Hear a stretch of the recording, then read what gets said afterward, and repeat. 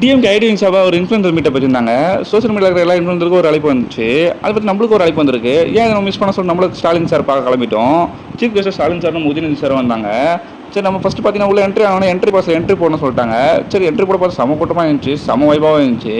அப்புறம் பார்த்தா வெயிட் பண்ணி நம்ம இன்ஃப்ளூயன்சர் மீட்டப் என்ட்ரிக்கெல்லாம் என்ட்ரி போட்டு உள்ளே போயிட்டோம்.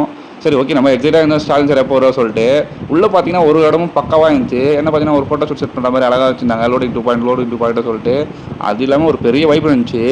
ஸ்டாலின் தொடரட்டும் தமிழ்நாடு வெல்லட்டும் அந்த வைப் என்னால் போக முடியல, அந்தளவுக்கு ஆக்கிட்டாங்க.